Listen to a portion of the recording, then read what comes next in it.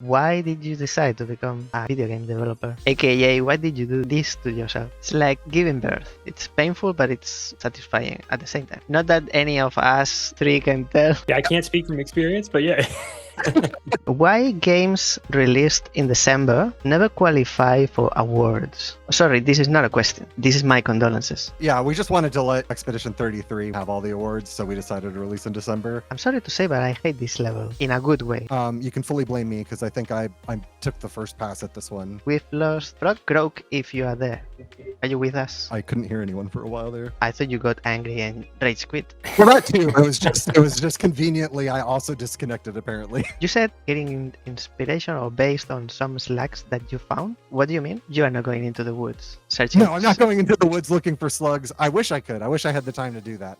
Unfortunately, I've seen a disturbing lack of real slugs in my life. This is my kind of humor. There's a healthy amount of puns in the achievement names and everything like that. Are you dads? No, but I definitely think we have certain dad humor sensibilities. My last question is, why blueberries are red when they are green? It might be the hardest question, not in this interview, but in your whole life.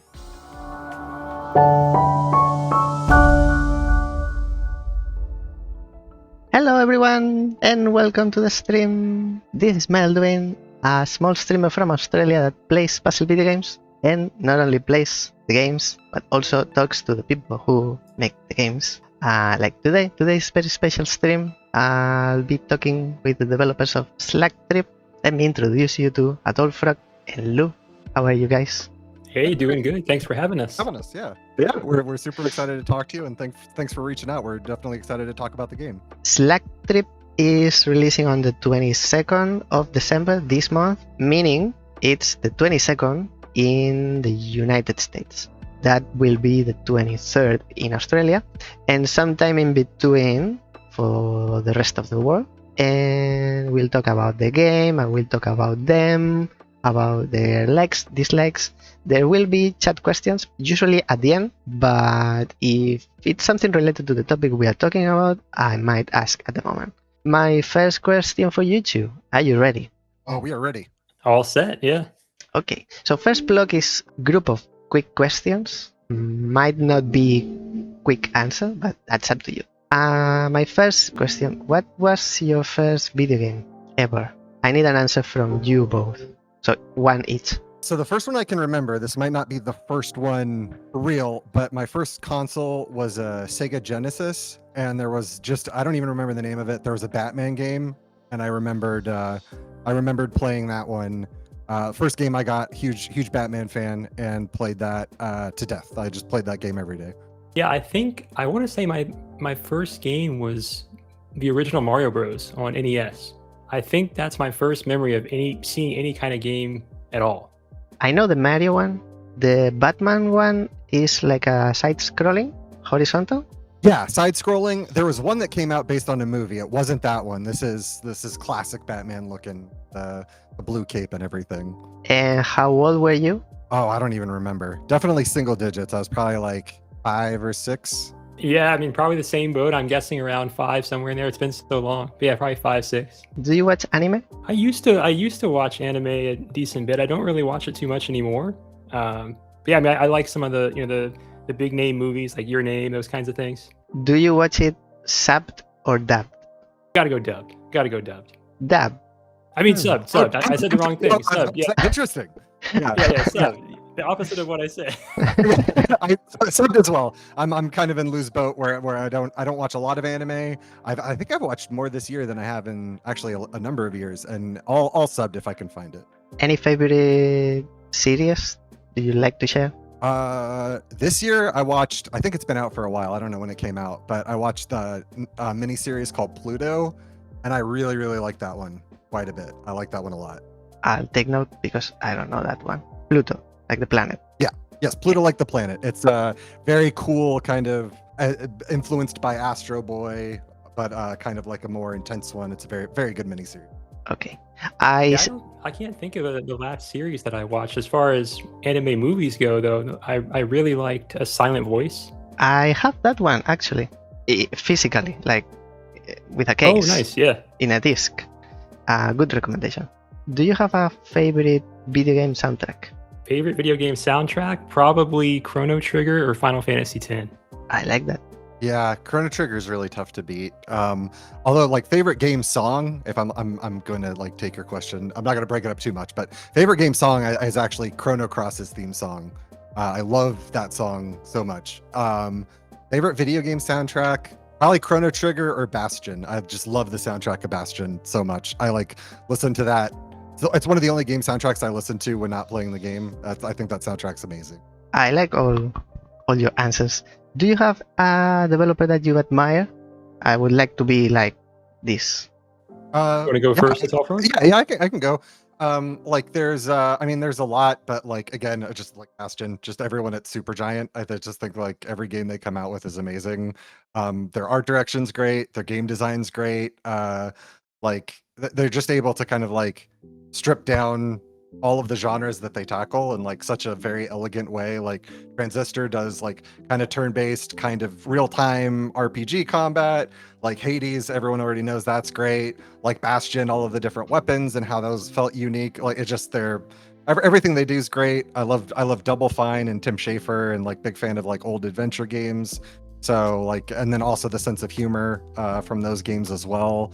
And like Brutal Legends. So like those are big ones that pop up. There's others. I can talk for 50 minutes about all the developers. I was about to say just one. sorry, just one. Lou? Yeah, for me, probably Hideo Kojima. I really love Metal Gear Solid, Death Stranding. I really love the his kind of general style that's pretty consistent across his games. I don't want to spend too long talking about Hideo Kojima, but I do think that he puts him and his team put a lot of effort into very, very small details that maybe when you're playing the game you don't quite internalize as being important, and then after you've played the game you kind of stew on it and think about it. There's just so many little breadcrumbs and things that kind of add up to this bigger whole. But when you're playing the game, you might think like, why did they spend so much time on this really intricate system that I used twice throughout the whole game or something? But I love that stuff. I love all the nitty gritty kind of like gory details that add up to a way, way bigger whole. Next question. Why games released in December never qualify for awards? Sorry, this is not a question. This is my condolences. Because Slugtrip is releasing in December. So how do you feel about that? What's your opinion? Well, I mean, yeah, we just wanted to because the Expedition 33, we just wanted to let him have all the awards, so we decided to release in December. It's cool. It's our first game where we weren't really thinking about awards or anything like that, so we're just happy to get the game out. Tell me one of your hobbies. I like doing powerlifting style training.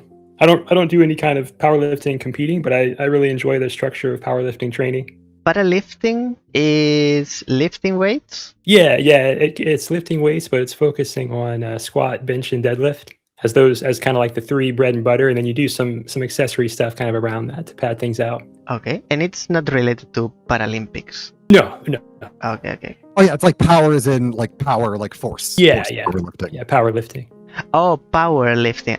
I understood paralifting, and I was. What is this? Okay. Yeah. Okay. atallfrog. A huge board gamer and guitar. Like those are my two big non-game related. Well, one's game related, but two big hobbies. If you do them at the same time, does it count as one? I think it's got to be. I don't know if there's any board games that incorporates playing music while you're playing them, but that's not a bad idea. What's your puzzle GOTY so far this year? I have so far because I usually do the interviews mid-year, but by now it's, except Slugtrip, of course. Yeah, that one might be one that atallfrog has to take because I haven't played too many games this year. Yeah, I'm sorry. This is going to be a very unsatisfactory answer, but we've been so heads down on making the game. I have my list of all the games that I'm going to allow myself to play when this is done. I don't think I've played a single puzzle game or not game. I tried some Next Fest demos that I really liked. And like throughout the year, but I have not actually I just beat Cyberpunk 6 months ago. I'm way behind. So I'll have to talk to you next year about my game of the year for this year. if it's a satisfactory, I'm very excited to play Blueprints because I've heard nothing but good things about that. So that is like very top of my queue to play once Slugtrip is wrapped up. So I'm very excited for that one. Lou? I mean, the game that I'm looking forward to really sinking some time into after Slugtrip is Death Stranding 2. I missed it, but I'm really, really jonesing to play Death Stranding 2. Okay, who's the fun guy of you two? I'd say we're both pretty fun guys, you know? Yeah, I think we are equally fun. That's the diplomatic answer. I like it. Favorite puzzle video game ever? Favorite. So this one, this might tie into later parts of the interview, but for me, it's Steven Sausage Roll. Yeah, Steven Sausage Roll is really tough to beat. That's I think I have to go with Braid just because, like, for a lot of people, that was like their first, like, oh man, games can do this kind of thing. Like, what? Like, it's Mario, but with this Prince of Persia rewind time mechanic, but with also this narrative. So like, there's a lot of games I've played after that I love, but Braid is just always special place in my heart, just for being like the first puzzle game that just like blew my mind. Favorite non-puzzle video game? Favorite non-puzzle? I know I'm kind of beating the same drum here. Most likely, Metal Gear Solid 2. I like that. Hot off the presses and establishing the narrative that I'm only playing games from years ago. I just beat Red Dead Redemption 2 like 2 weeks ago, and I do think that might be the best game I've ever played. It was pretty phenomenal. I don't like that. Oh, Atallfrog, when we finish the interview, we need to talk. Okay, that's great. I can be silent for the rest of the interview. I'm totally fine. I can be in time. No, I need you talking. But you might be grounded. Just saying. Okay, that's fair. That's fair. My very last question in this blog, but the question is quite short, but I might have to read it twice. So, we've lost Frog, Croak, if you are there. Are you with us? I just came back. I lost hearing everything, and then I only heard us talking about connection issues. So yeah, okay. I couldn't hear anyone for a while there. I thought you got angry and rage quit. Well, that too. It was just conveniently I also disconnected apparently. My last question in this blog, it's short, but it takes some time to process. So the question is, why blueberries are red when they are green?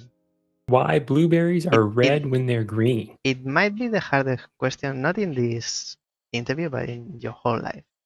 Why blueberries are red when they are green? I have no idea, and I'm also colorblind, so I don't know what any colors blueberries are. Are you? Yeah. Okay, I'll ask about that later. Yeah, sounds good. Yeah, that's a stumper. So they are called blueberries because they are kind of blue, but when they are young, they are not ripe. It's called they are green. It's early in their life, but they are colored red. So why are they called blueberries if they are red when they are green? I like to ask these mysterious questions, and okay. Every interviewee has one. So don't worry if you don't have an answer. That's normal. There are things. I don't think we have an answer on that one. It's a stumper. But good to think about. There are things in life that they don't have an explanation. This is the end of Life's greatest mystery, the blueberry. This is the end of the first block. A little for ice break block. Now that we are a little bit into the interview, I would like to talk about you as developers.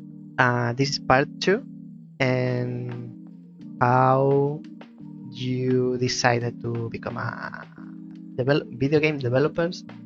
Why a puzzle game? How you two get to meet? So all these questions. For a start, Iceblinked, which is the name of the studio, is the two of you.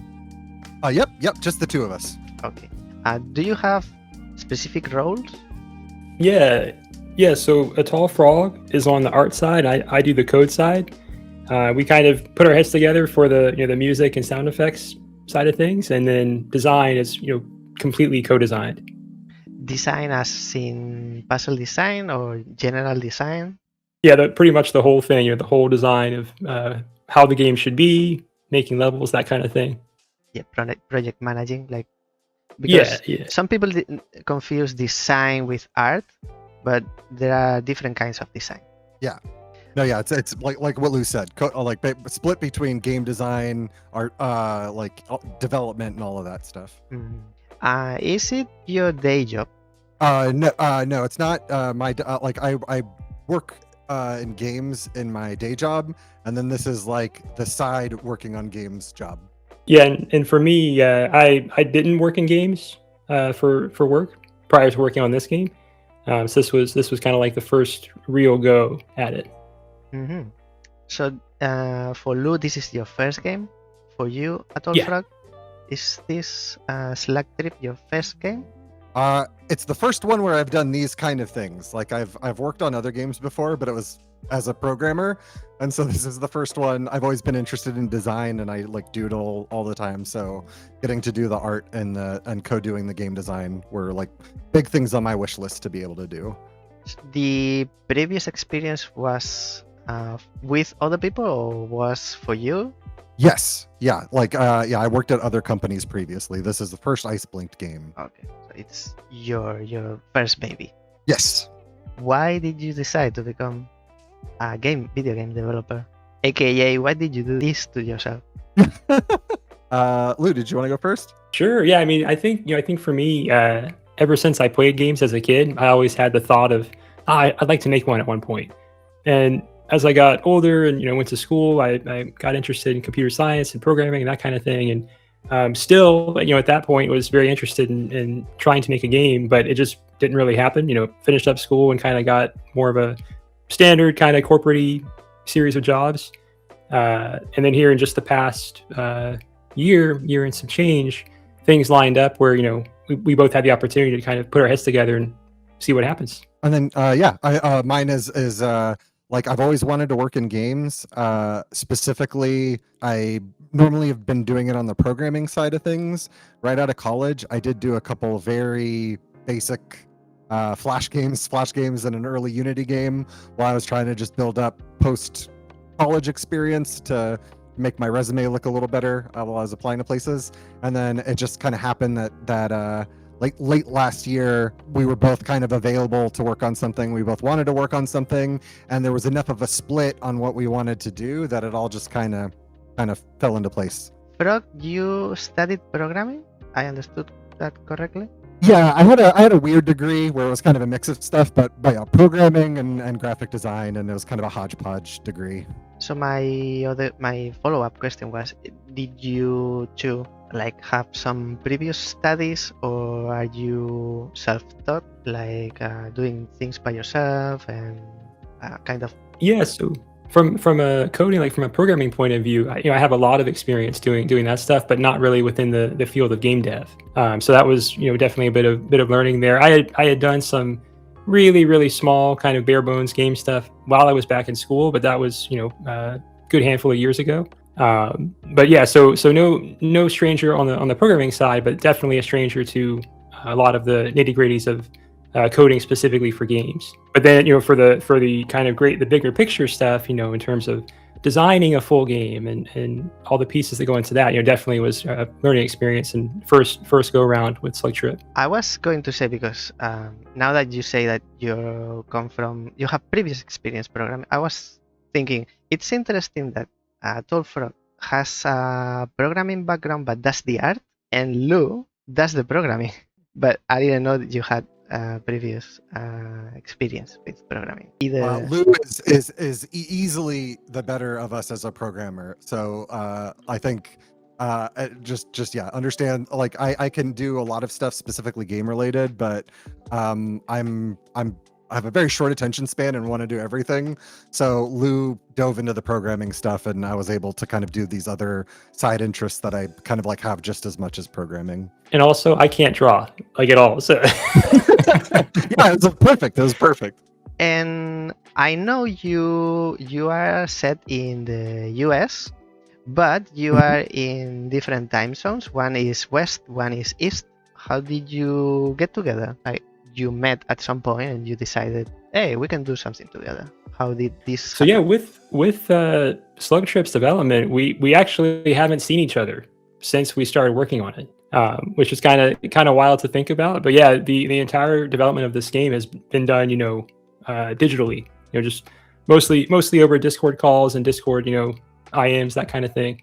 But yeah, Lou and I have known each other also before this game, and that's how we initially got together. We've been friends for a really long time, so that's how we initially met, and then we just both wanted to do a game at this time.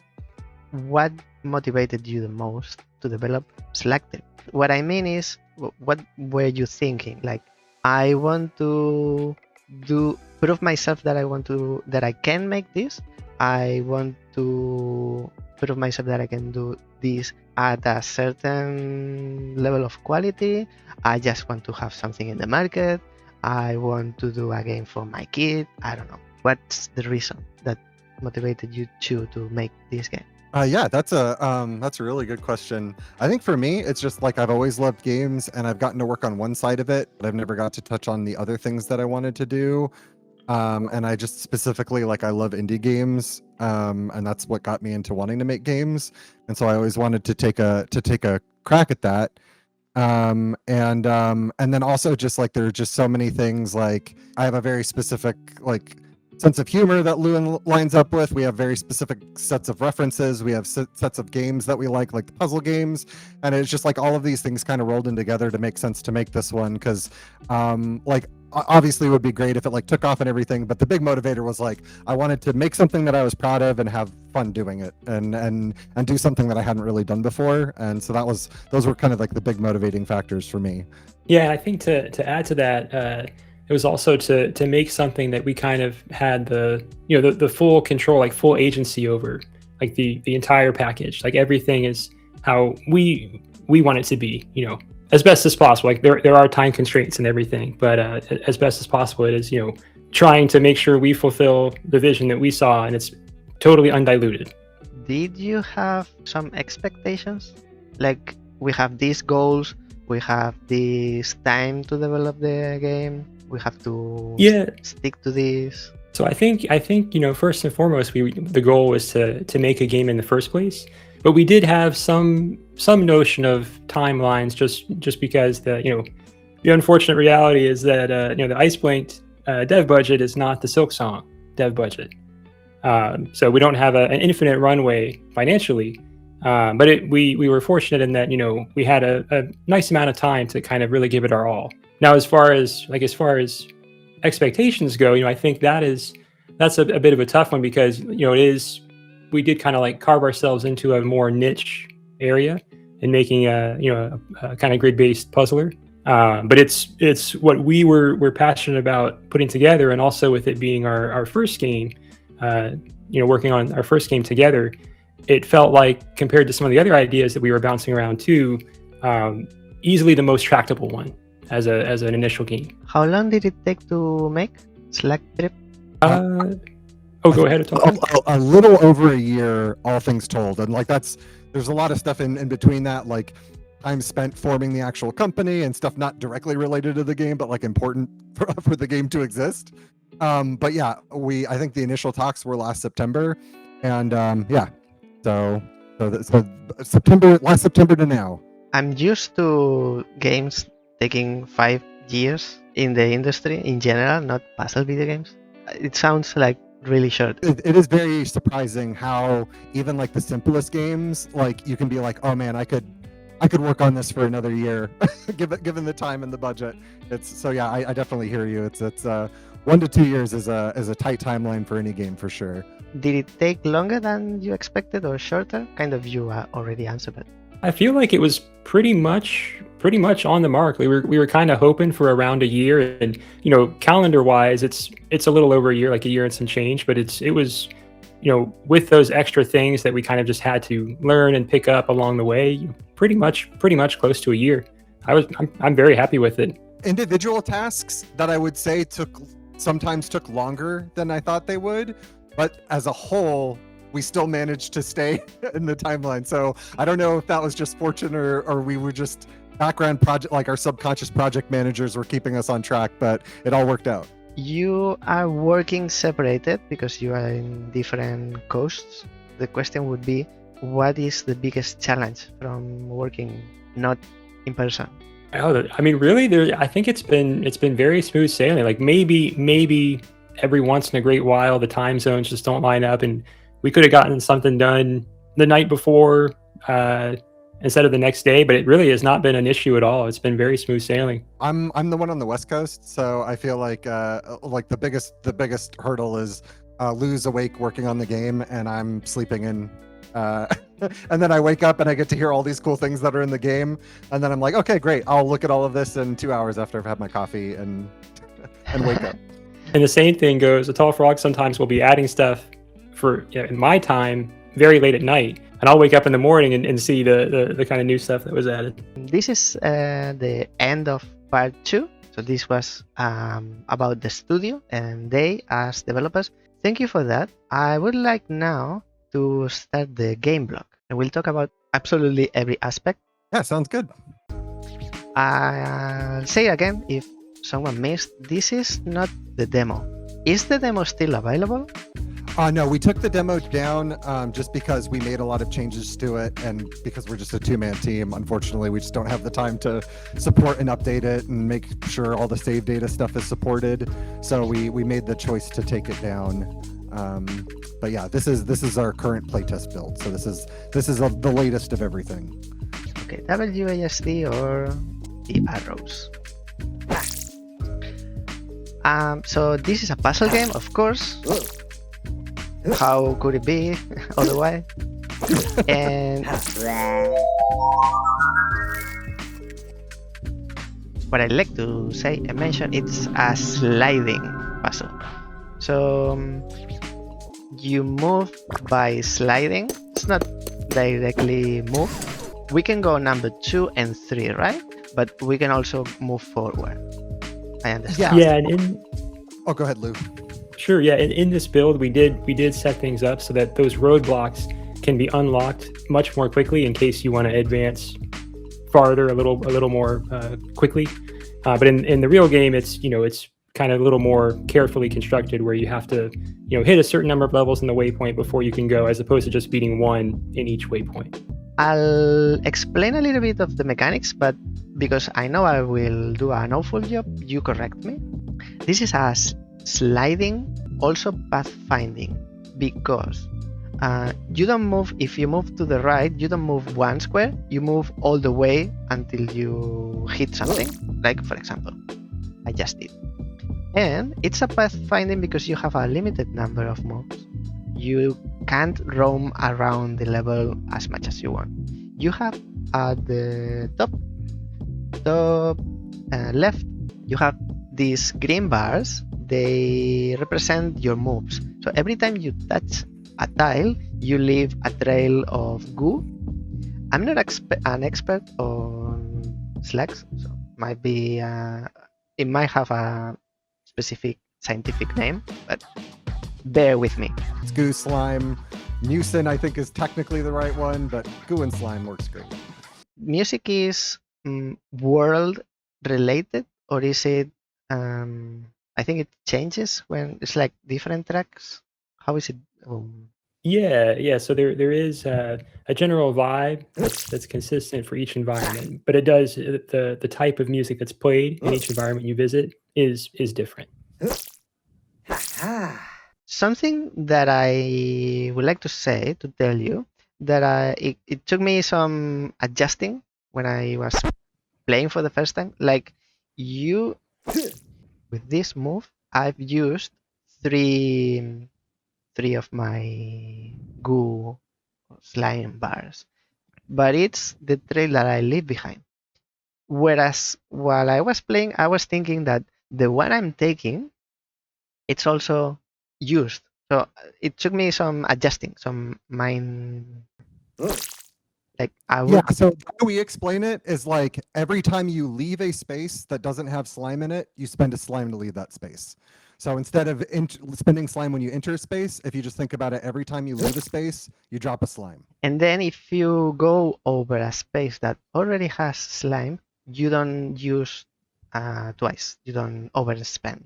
Correct. You got free moves. You can be moving all over the place as long as there's slime on it. So if I move now to the right, I'll be using 1, jumping 2. So 2, 3, and nothing on the one that I'm standing. Correct. Like As- eventually you're going to have to spend slime on it, but it's not represented in the UI because you haven't left that space yet. So I'll be using 3. Okay, and I have 1 left. So now I don't have any. I'm standing here as much as slime, a slug can stand, Mhm. and I can't move. He's just a sad boy. He can't move. He's all spent on the slime.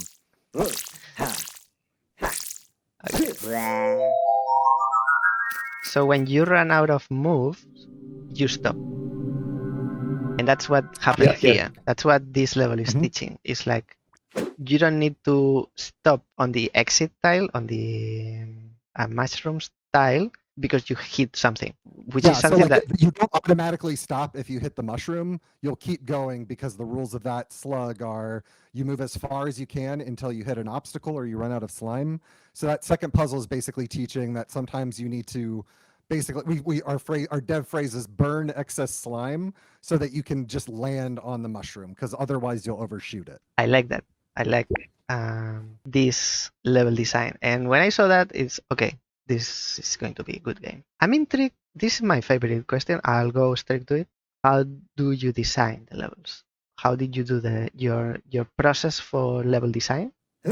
Yeah. So it's a lot of iteration. It's a lot of, trying things out, seeing if they work, in playtesting, and then not being afraid to just totally scorched earth, scrap levels entirely and make something new, try and tweak an existing level. But it really is a lot of kind of careful trial and error. Yeah, to kind of add to that, it was we initially started because our puzzle references are kind of like really difficult puzzle games like Steven Sausage Roll. I feel like starts pretty intense. But we had some people playtest it who are not as familiar with puzzle games, so we wanted to, and also just to kind of spoil a little bit, it's as there's different slugs in the game that all introduce different mechanics, and so we wanted to kind of keep the difficulty curve more gradual. Oh, you got a collectible. Yeah. So our game story, just a side note, the game story is told through these like little collectibles. So while there's no cutscenes or anything like that, to kind of give you the road trip feel that your character is going on, we show different photographs from the journey or different props from like the different slugs have and stuff like that. But yeah, to put a pin on the design, it's just, yeah, it's we really wanted to, it's great that you were able to say that we're kind of like teaching you while you play, which was absolutely a big goal of ours. We wanted as few tutorial screens as possible. Yeah, I mean that us both playing Steven Sausage Roll was probably the biggest inspiration for that. Is really trying to lean on the player to make those discoveries and kind of have those aha moments. You were designing this level with an intention, like you have something in your mind. I want the player to experience this and go through this series of moves to find the solution. Definitely, yeah. It's kind of like how can we drop breadcrumbs and kind of drip feed how the specific mechanics can keep building. That's, I guess, zooming out a little bit, that is a major goal for this game, is to have a very small number of mechanics and then try to explore them, basically as far as we can. And we're getting kind of an initial slice of the mechanics seeing this first slug, and we'll see how the mechanics kind of expand as we get more slugs in the mix. Yeah, and it was a really Ooh. interesting problem Yeah, too, because like especially as we get to like, I mean, we haven't gotten to the 2 slugs yet, but some of the stuff is it's kind of tough to describe. Like, okay, well, you move this way, and then if you cross slime, it does this thing. But a lot of the puzzles, especially later in the game, become movement related.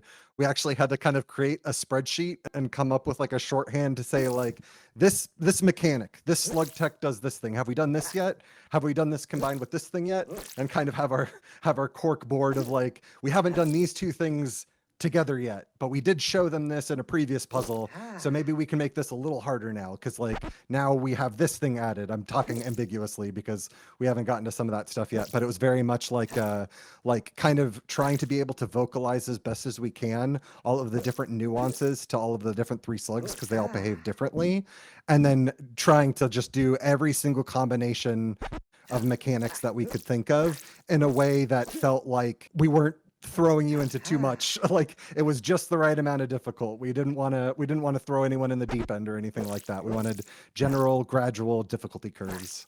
And it's a delicate balance too, because if you go too far with it, you run the risk of kind of just pushing the same mechanic too much. So our hope, we can't be the judges of that, but our hope is that we've hopefully hit that balance of giving enough to the player for them to learn and internalize the mechanics, but not so much where they feel like that particular mechanic's getting stale.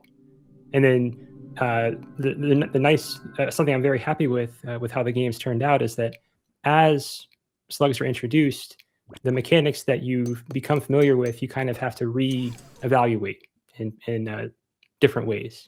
So it was important that we had everyone internalize the rules of the first slug, but we really wanted to get them to the second one sooner. So to Lou's point about kind of like not wanting to feel like people were grinding it out, we actually cut some of the one slug puzzle levels so that you could get to like what we think is like the next step up with that second slug a little sooner, hopefully, because we thought this slug was great and had a lot of fun puzzles we had around him, but like we feel like the game takes it, like it really opens up once you get to that second slug, and then it basically changes genres in a little bit when you get the third slug, who actually introduces some kind of like Sakabon pushing style stuff. Yeah, and it also just kind of gives you a pool of levels to go back to if you get stuck on some later ones, if you skip some. And then also for completionists, we got the collectibles. So if you want to beat everything in a waypoint, hopefully you're excited by a new little trinket or picture that you unlock that kind of tells you more about your little slug crew. Yeah, I guess we weren't explicit about that, but yeah, those collectibles in each waypoint, you have to beat every level in that waypoint to get the collectible. So there is a path where you can complete the game without beating every single level in the game. But if you do want to kind of 100% it and get all the collectibles, you have to beat every level. Does it have? I don't think it makes sense in this game, but it doesn't have difficulty levels. The difficulty is standard, like it comes with the levels. Yeah. It's intended to be kind of a scaling difficulty curve as you play. Kind of mention. I should have started with the story, maybe to have like a setting, but I wanted to go straight to the meat. Tell me about the mechanics because I'm very interested into that. Is there a story? There is a story, I know, but can you tell me about it? So initially, this is kind of interesting too, because we initially in the demo that you played, we had a cutscene that kind of got a little bit more into the story, and we got enough feedback on that of like people thinking it was like funny, but like not really vibing with it, or you can see some plays of people skipping it. So we kind of like, we're like, well, if people aren't getting the story that way, like what's a different way we can do that that's maybe more engaging? And so we switched to these collectibles. So the story is not super in depth. We kind of want to leave a lot to the imagination. It's the same way you also won't see any of the names for the slugs in the game, because we kind of want people to come up with their own names. And Mail Doin, you're more than welcome. If you've come up with slug names for everyone, we could just use those for the rest of the interview. But like general story is like you do. This guy, Slug One, is just kind of wanting to go on a vacation and meet some of his friends that he's known for a while. And go on a mushroom hunt. So he hops on that first collectible. So him hopping on this giant slug bus that's in front of you that you use to navigate the level environment select screens. And then yeah, he just one by one picks up his friends as he's going on this road trip, and they're all just hunting for mushrooms together. This guy getting into the bus and joining their friends and having this road trip adventure. Yes, exactly. And then you can fill in the gaps as far as backgrounds and how they all know each other and everything like that. So I was curious because I thought I had a level to unlock, but this is the lock icon. It holds the postcard. Yeah, the collectible image. Not all of them are images. Some of them are like little trinkets that we show on the different slugs that kind of like hopefully kind of like show you their personalities a little bit more and stuff like that. But yeah, each one you can view all of the collectibles from any one of those menus, but each one is meant to show that waypoint has a specific collectible. I'm sorry to say, but I hate this level in a good way. In a good way. It took me some time. Probably you didn't notice because I edit the videos, but this is one of those that I can stay here and I mentally do the path and counting and doing my meme with the mathematic formulas. Mhm. I, I remember because it was a shock. Yeah, so we actually strategically placed this one because of that. Like visually, there's just a lot more to parse with all of the different gaps. You can fully blame me because I think I took the first pass at this one. But yeah, it is supposed to be a little bit more like you've been playing in these relatively contained levels, and it's supposed to be one that gives you a lot of visual information. So you're really thinking about like what walls do I need to go to, which order do I need to pick up these slime tokens, like all of that stuff. And the progression of the game, the way this is set up, this is slotted as the last level for that second waypoint. And so the roadblock to go to the next waypoint will clear if you've beaten the levels prior to this one. It will clear before playing this level. So if you try this level and get stumped on it, you're not blocked out from playing, the rest of the game. You can come back to this level later if you want to, like to unlock the collectible. Once you get to this number 3, you unlock this one. That's what you mean, right? Yeah. So Yeah, you I mean it's custom. It can be custom for each waypoint, like each roadblock. But yeah, basically once the roadblock has been cleared, which usually is around clearing about half of the levels in the waypoint. It just depends. Then you're more than welcome to go to the next waypoint, place some levels there, that kind of thing. We have a playtester that really gave us some great feedback all throughout the creation of this game that plays the game very similarly to you, where it's kind of like, nope, have to go in order, no skips, just one every level in order kind of thing.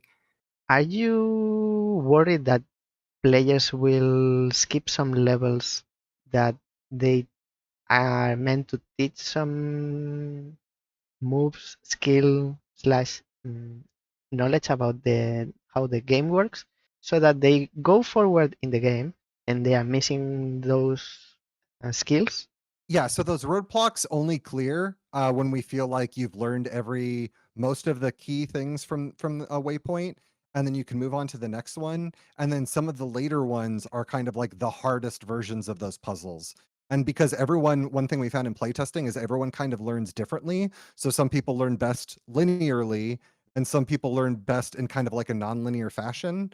We wanted to keep the level selection a little bit more open, so it's like everyone can kind of learn at their own speed, and levels are repeated, like different things that we want you to understand are repeated enough just in different contexts that like we wanted to give different play styles, accommodate them in different ways. So hopefully that answers your question. But yeah, the roadblocks are definitely a progression mechanism, but we wanted to keep it loose so that people could kind of experience the game and learn on their own trajectory, kind of. Or now it's okay.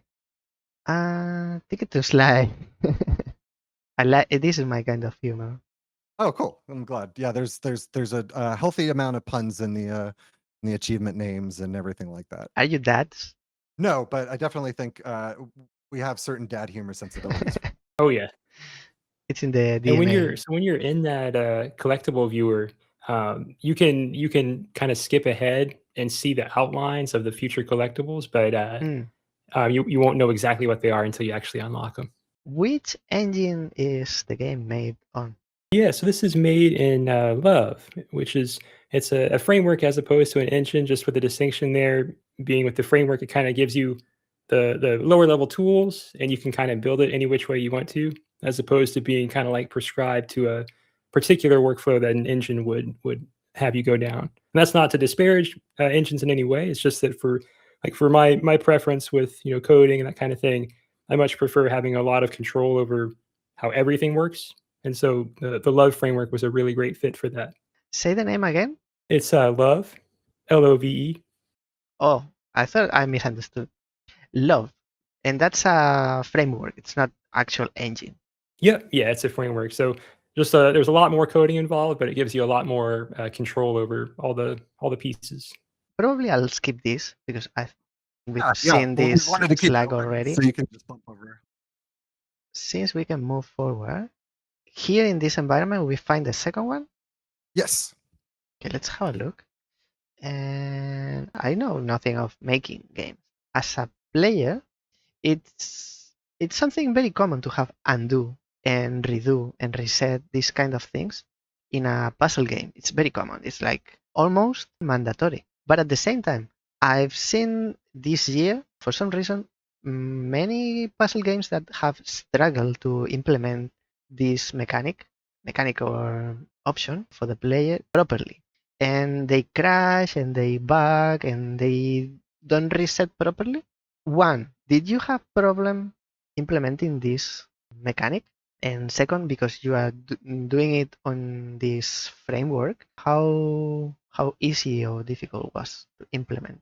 So it's definitely a tricky problem. So we take an approach in this game that ideally is totally transparent to the player, but behind the scenes when you undo in this game, um, the sequence of actions that you input up to that point are very very rapidly and ideally undetectably quickly replayed up until that very last action that you just undid. And so all the all the animations, all the visual stuff is skipped. That's not done at all. But the kind of under the hood state and everything for the characters and the slime on the board, all that kind of stuff is maintained in stepping that sequence again. And that is a bit of a giant hammer approach to the problem, but it works really really well because you get to sidestep those issues you're talking about where you undo, but maybe maybe a slime puddle is still hanging around when it shouldn't be, or maybe a animation is off or something, that kind of thing. So we take a pretty simple approach that fits this style of game where the levels are pretty small. We take this approach of basically replaying the sequence except for that last action, but all very quickly behind the scenes under the hood just when you push the undo button. And for for games that are much more involved, like huge sprawling levels, that type of approach would not work out because replaying that sequence of actions would be very expensive. Like it would take a lot of computing time to do. But with our game being smaller in scale, like not massive and sprawling levels, that type of approach works really well, and it lets us sidestep all of those issues. That is for undo. So when you undo, it's a good question. What's actually undoing? I don't think there's one single answer to what is undo. You know the end result, but you don't know the process. And because different games they work with different tools, the solution, as you said, is different in each case. As to I imagine there is like an elf behind the screen taking notes of my moves, and there is a list. And then when you undo, it's like you are recording a video. And when you undo, you go back like one chapter back. It's like it's been recorded. What you are saying is that you are not recording the state of the level. You have a list of moves and you are reversing what the player has done. Did I understand correctly? Yeah, so it's like if the elf had that list of moves, when you hit undo, they would erase the bottom one, the bottommost one. But then the catch is that behind the scenes, they would replay from the beginning, from a clean, clean slate, replay all those moves that you just did up until that last one that was undone. Just you don't see that replay happen because it just happens instantaneously. That is if I reset now and then undo. Okay. Yeah. So you can undo across I understand. restarts and stuff. I see. Yeah, because we noticed some playtesters were accidentally doing that, and we didn't want them to lose their, especially when the puzzles get really chunky and you're like 30 moves in. You don't want to accidentally just undo all of your progress. My opinion is that for your game, I wouldn't be mad if I can't undo a reset because the space, the size of the levels, it's manageable and they don't require 100 moves. I think at least up to the point where I've played or I know. Some of the games they take a lot of time, and if you have to, it's tedious. Not every game does undo a reset, and when they do, it feels like, oh, you are god level because you don't just implement it, undo and redo. Redo it's necessary, I think, because otherwise you soft lock. But undo is not always implemented. When you do undo, it's thumbs up. When you do undo and you can undo a reset, it's like you went beyond the what someone could ask. That's This great to one, hear. Yeah, it definitely feels way more convenient having that, even just in our own playtesting, of the game. It's very nice to have. Yeah, and we wanted when we were doing like we never want to a big thing about this game is like everyone approaches puzzles in a different way. Like we have the some of the play testers and like you said you do this Mail doing like you sit and you look and you count your moves and everything like that. I like to just if I don't know what to do, I like to just move around and just kind of like see what walls I can hit, where I can move my slugs, and then I get kind of a clearer picture of what I want to do. Like I don't look into a solution, but I kind of go like, okay, this is kind of how this level plays, and then I could undo and then kind of figure it out. So we wanted to with the undo and the redo, we don't want to punish people for experimenting because that's a way that some people solve problems and that's what puzzles are. They're just like problems that we're giving you, but hopefully they're fun problems. And so we wanted people to be able to kind of like experiment in whatever speed they wanted to. Like, I want to make a move and see what happens. I don't think it's going to work, but I just want to see. Okay, well, I can go back. Or it's like, oh, I've completely gotten to a state in this level and I have no idea what to do. Let me restart. Actually, I think I was in a good state. Let me undo twice and undo that restart that I just did. So we wanted to accommodate like different play styles and never punish people. Never wanted to punish people for experimenting. And here your characters can go into gaps, but like we wanted it to be funny. Like it's not a punishment. It's not like, oh no, you died. It's just a cartoon Wile E. Coyote, like, oh no, I'm falling. And then you can undo in the middle of the fall if you want to. Like the gaps exist for mechanical reasons, but it's not like fall down this and you have to start this 100 move puzzle over again. Like we definitely don't want that. So it's all just meant to be like very loose and yeah, just we want people to just play around and have fun and kind of treat it more like a toy box as you're solving these puzzles. And then when you get to the 3 slug puzzles specifically, like you're talking about, like not wanting to fully redo, but like you feel like you almost got it. Like sometimes you'll get 2 slugs on mushrooms, but you can't figure out what to do with the third one, and you really want to just be able to undo a couple of times because you're like, I'm so close. I know what I can do here, but I just need to make like a couple moves a little differently to get this slug where he needs to go. And so the undo it has the same philosophy throughout the whole game, but again, as the game gets more difficult, it becomes more important that you have those granular ways to kind of experiment with your moves in a way that we're not wasting your time. You can kind of experiment freely and mess around and stuff like that. with the blue one, I felt like I was doing math. I could cover some of the level, just the blue one, and I was like, oh, if I'm in this position, I need 2. So where can I save 2 tiles of slime? But now it's like you said. Now we are combining these 2.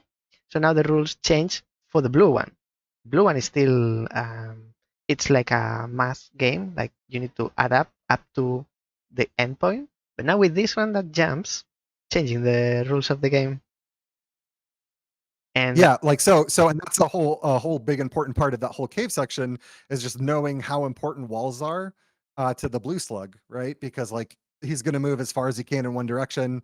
Walls are the thing that's stopping him from falling into a pit or whatever, and then all of a sudden we give you a moving wall that can move around. And so it's like, "Oh, now I can do this thing." But this wall also needs to get to a mushroom at some point, and they're jamming to some cool tunes. So like, and I'm a big fan of asymmetry. Like I said I'm a big board gamer, and so like having characters that do different things and coexist together, like the story that we have is they're buddies. They all have unique skill sets. They're all helping each other get mushrooms, and it all just kind of like fell into place of like, oh, we all have these slugs where like you could explain any one of their rules in you know a handful of sentences, and then you get them to work together. Like, how many variations of cool things can we have them do without adding any other variables, like no items, no additional obstacles, no additional pickups or anything like that? Like, how many things can we do with this slug that always hops 2 and this slug that always moves once and as far as he can in a direction? Like, what are all the cool things we can do just based off of that? The movement rules don't change,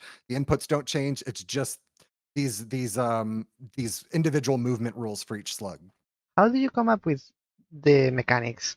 So it's similar to how do you design the levels, but you have a total of 4 characters and they have their unique ability, their uniqueness. Three characters. 3.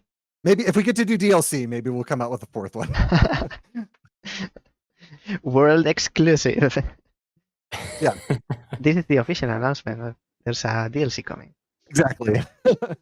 So my question is, did you come up with 20 different characters and they play different, and then you reduce that amount to the 3 most interesting, or was it a straight decision?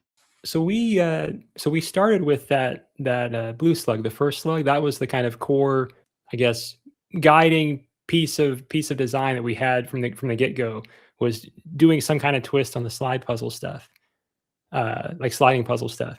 And we, from that point on, we were just kind of brainstorming different slugs that we could add to the mix. And so I forget the exact number, but we probably had something close to about 7 different unique playing slug ideas that we weren't, totally sure on until we kind of started messing with stuff. But we eventually, or really pretty soon, got that whittled down to 3.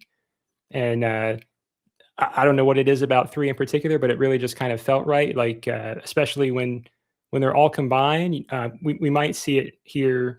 We might see it today, but when all 3 slugs are in the mix, it can get very complicated. It can get very challenging.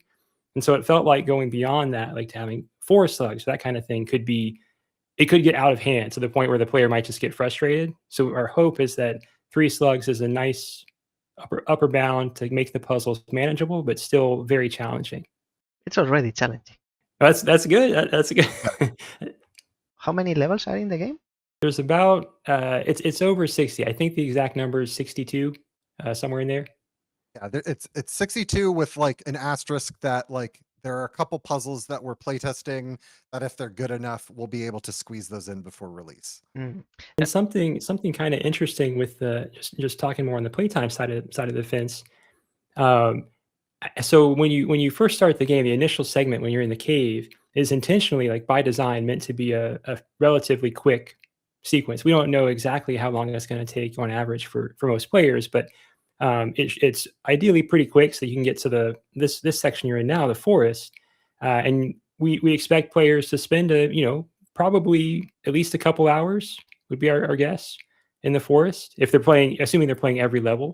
But then when you get to the final segment, it's very likely that players could spend 4 hours in that segment alone, minimum.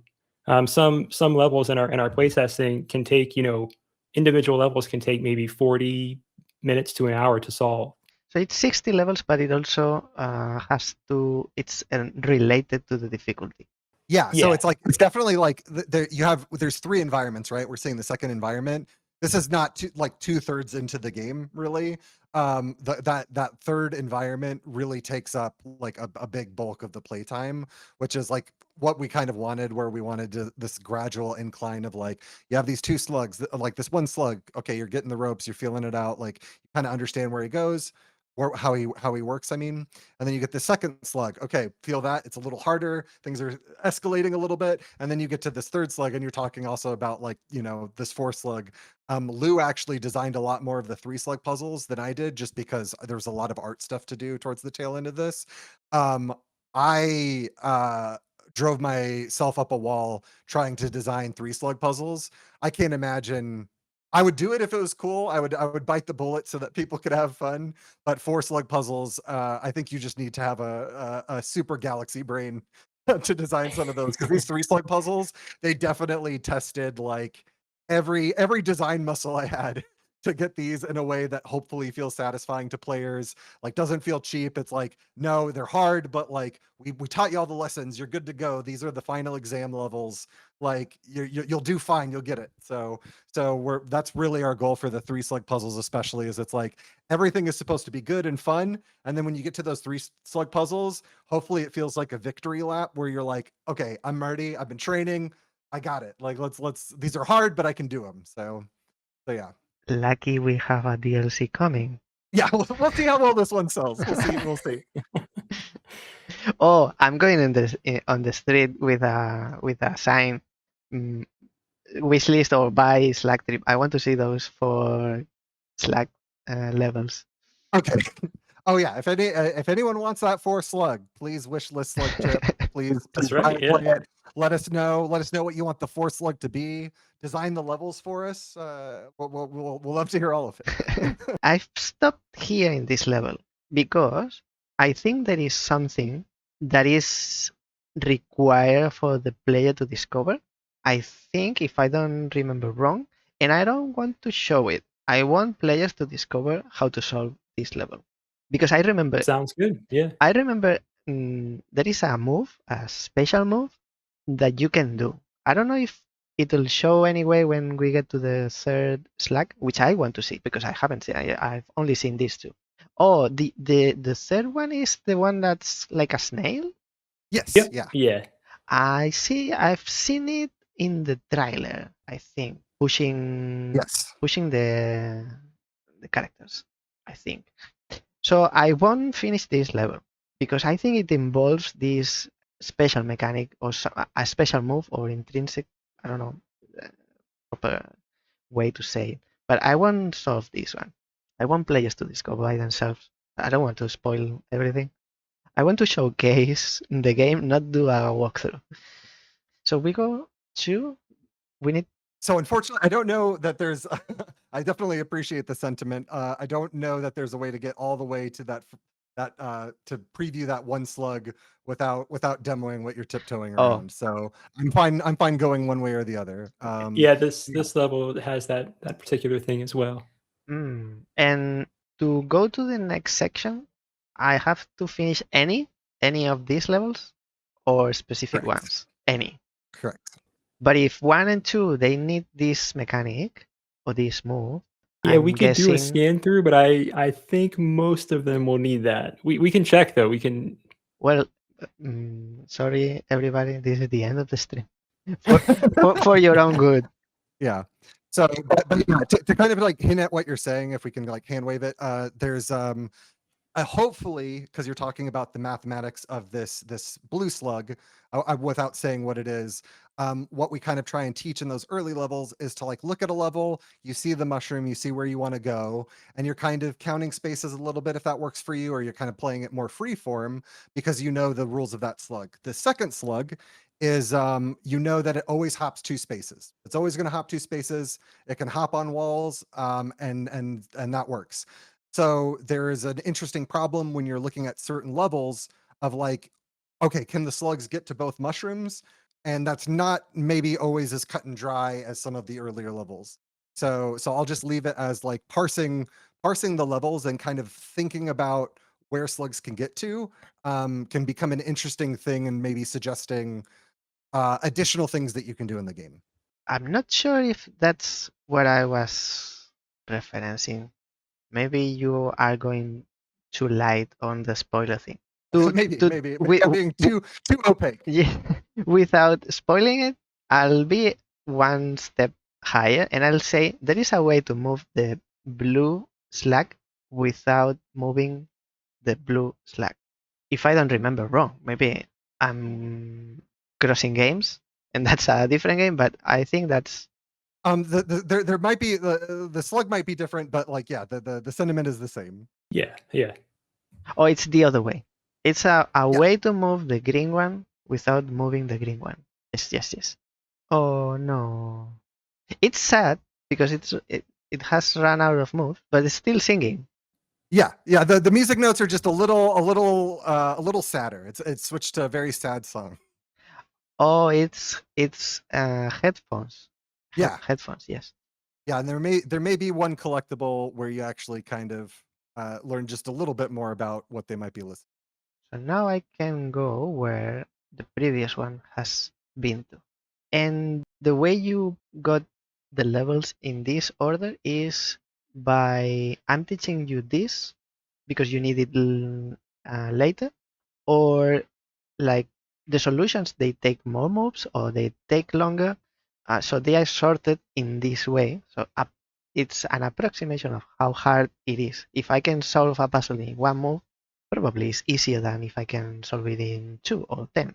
Or if it involves one mechanic, it's easier than if it involves 2 or 3 or 5. So you got this, the difficulty curve and the control. Is it a mix of both, or is just regarding mechanics, intrinsic mechanics? Each waypoint, if that waypoint has specific mechanics that it's teaching, ideally the first level, first couple levels are letting you internalize that, and then the remaining levels in that waypoint are not in all cases, but might be harder versions, like taking what you've learned and really trying to apply that. But our hope too is that with the exception of the very very first couple levels in the game, even those levels that are meant to kind of teach you some new mechanic, even those are challenging and not freebies. Yeah, and then to your point about move count, like Lou said, I think like we have kind of like an informal tagging system of what mechanics we were kind of playing with, and levels that utilize more of the mechanics kind of dictated difficulty. Or if we saw like we feel like we're missing some levels here, like let's look at what mechanics we haven't played with. That was kind of more of a steering of difficulty. And then move count specifically, which we also did track, was like a really good fallback of like we have this pool of 3 levels. They all feel kind of around the same difficulty. They're all kind of playing with similar lessons. Like, what way do we want to kind of loosely order them, even though people can kind of play them in whatever order, but like, which one do we want to present first? Move count was kind of like a good fallback to the other methods we were using to kind of say like, maybe this one is just a smidge easier, but that definitely is not the end all be all, because there are puzzles later in the game again that are like 10 20 30 moves less than some puzzles in the middle of the game that I think are significantly harder. Yeah, you want as much data as you can so you can pull different levers, or if there's ambiguity, you can kind of look at it like through different design lenses of like, oh, these mechanics, let's go on a mechanics basis, like these taggings, let's go on a move count basis with this. Let's go by gut, because we've been making the game for half a year or a year. Like what's feeling like it's more difficult. And one of the benefits we didn't really touch upon of us both co-designing and being a 2-man team is like, I don't know, we have different design sensibilities. So when Lou makes a puzzle, I know what we've talked about as a design philosophy, but I'm the first playtester of that puzzle. So like Lou won't tell me how to solve that puzzle. Maybe I know some mechanics that Lou wanted to experiment with. But I'm the first playtester. So like it's very cool having that other person where you can just immediately send them a file that says, play this. Is this good? Like, did you solve this? How long did it take you to solve this? You're still solving it. It's 2 days. Like, what are you doing?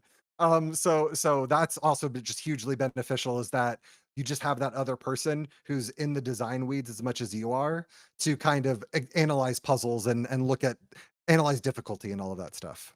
I'm trying to find a level that it's not showing that, and all 6 involve Yeah, that. Yeah, that they all do. Yeah.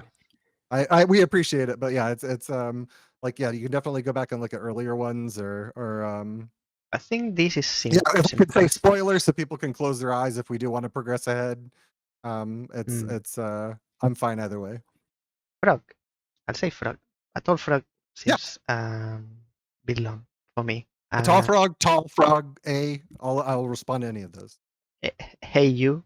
Yeah, that works as well. Your time to shine, because tell me about the art. What inspired? Oh yeah. So I could talk about this for forever. I am a We huge have fan. almost forever. Almost forever. Okay, I'll take out 2 things I wanted to say. Both me and Lou are huge fans of like 90s, 2000s Nickelodeon cartoons and some Cartoon Network stuff. And specifically, one of my, not my earliest game experience, but one of my first ones on the Sega Genesis was a game called Toe Jam and Earl. And it's this very trippy, cartoony, fun, very loose style. It's not like as precise as a lot of cartoons, and that goes with like Ed, Edd and Eddy on Cartoon Network has very loose lines. Hopefully someone gets some of these references, if not all of them. And I just love those cartoons so much. So when it came time to draw stuff, I wanted to kind of represent that, like have that very 90s 2000s feel. And also a thing I liked about those cartoons is things were cute, but then also a little gross. So like pretty much uniformly, everyone says the green one's cute. Everyone loves that one. That's a uniform favorite from a lot of playtesters. And then the first slug, I think he's very cool looking. But then he also has these like tendrily things. They're both laying slime, so it's like a mix of like cute cartoons, but also like whoa, like it's a little gross. And so that was a very big inspiration. And then also just like the colors and everything like that. Granted, these I'm being pretty loose with what constitutes a cartoon slug, but they are based on slugs that I found in image searching, and specifically the color palettes of each one are all influenced by different slugs that I found. There's the third one. The third slug that pushes stuff around with the shell is specifically based off of a slug that I think had like almost like an iron shell that I saw that I really liked, and he just worked perfect for a slug that liked to smack things around and could push rocks and everything, and the colors were like these really nice purples and stuff. So I took colors from that one, and then but also like I've always been a doodler. I'm not like an artist by trade, so a lot of this was just like very freeform as well. So like before I did this, no real experience with animating beyond like Flash stuff in high school. No real experience with drawing. Definitely not drawing all the assets in an entire game. So it was definitely a learning experience where I had all of these references, but I was hopefully not cribbing from anyone specifically. I just kind of like took all of these pictures of slugs that I was seeing, put on music, and then I'm like, I'm just going to draw what's in my head to the best of my ability. So hopefully, even though it has all of these influences, it also has kind of its own unique style. And people jive with it because it's also not really a style I've seen in a lot of puzzle games. So I'm hoping that kind of grabs people as well. Hopefully people love those cartoons as much as I do. So yeah, sorry, I just talked a lot, but that's all of the art stuff, all of the art sensibilities. I wanted every character to have I wanted them to be as unique as possible because like they have unique mechanics. Slug one kind of I picked like he power slides everywhere, so I'm like he's got to be a cool dude. He's got to have sunglasses. Like he's got like he's got to be like because he's just sliding everywhere. He's just like maybe he's kind of like longer. The antenna like maybe like have the wind blow and his antenna hair a little bit. And then the slug 2 is actually because they bounce around. I don't know if anyone will remember these. There are these toys. I don't even remember what they're called, like poppers. They're these little plastic toys that you could put on a table and push them in, and then they would pop up. So the shape of slug 2 is very much influenced by that shape. So, and then I also wanted to give them, just for whatever reason, each one has kind of a human prop. So slug 2 has the headphones, slug 1 has the sunglasses, and slug 3 has a shell that also doubles as a beanie. So I just wanted like because they're all different mechanically, I wanted them all to feel very different personality wise and art wise. I wanted them all their color palettes to be unique, their silhouettes to look different. And then I wanted them to look like they could do the thing that they're doing. You said you're getting inspiration or based on some slugs that you found. What do you mean? Yeah. Oh, like I'm by no means a slug expert, but I just like in doing preliminary drawings of these and sketching them, I would look at different slugs like on Google image search or read about slugs in Wikipedia and just kind of like one for the color palettes because every slug kind of basically has two main colors. I wanted those to all be from unique slugs. Like slug 2 has these kind of leaf antennas which actually looked like the antennas of one of the slugs, a forest slug that I found, because those specifically like the slugs in the forest, they live in the forest. I want them to kind of look like a forest slug loosely. So that's why they have kind of these leafy antennae, is because that looked like a forest slug that I had seen. So yeah, so definitely a mixture of cartoon references, but tried to have some loose real world references as well. You are not going into the woods searching. No, I'm not going into the woods looking for slugs. I wish I could. I wish I had the time to do that. Unfortunately, I've seen a disturbing lack of real slugs in my life. Okay, that's about the art. Very interesting, insightful. Let's talk about the music. Let me put the music back. Okay. So, who you never mentioned? Frog, you did the art mainly. Lou, you did the programming. Who did the music? Yeah, so the music in this game is actually from asset packs that we had purchased. We kind of lucked into finding songs that we thought fit the game pretty well. Each environment does have I think it's like a pool of three songs or so specific to that environment that's meant to kind of jive with the slug that you're being introduced to in that environment. And so in the cave, you're hearing kind of more hip hop, cool guy kind of songs to match that starting slug. And when you get to the forest that we were in just a minute ago, it's a lot more poppy, because that second slug, the green slug, is a little more carefree than the first slug. The music continues from the map. Yes. Yeah. It's always the same song for each environment. There's three songs for each environment. Because I was going to say, I think I went back and forth and the music changed. Yeah. When you switch environments, it'll go to that environment's song, whichever one's next in the order, and then when you go back to the cave here, you'll hear whichever song's next in the cave's order of songs. Not related to the music, but the environment. These things like the mountain with the looks like a flame and this building, that's told with the collectibles. They tell the story of the environment, what's happening, right? Yeah, so if we tried to give it a road trippy feel. I tried to in each environment after the first one. So like in the first collectible, you see that the first slug came from what it looks like to be a human city. And he hopped on his slug bus like you do and went to these caves. So in the first environment, you see the city that he came from. Then you go to the forest and you see the mountain that you just came from. And then when you get to the desert, you see the forest that you came from. So I wanted it to give the feeling like you were on a road trip and you could see kind of where you were coming from, like the last stage you were in any specific environment. And then also there's not like a Where's Waldo of Easter eggs, but like you can see near that first waypoint, that is the second slug's house. They just chill out in the forest. It's a 3-story house. It's mostly tall because they can hop around everywhere, and they have a trampoline at the base because if they don't want to take their front door, they can just jump out of the 3rd story and land on the trampoline. So I tried to do like as much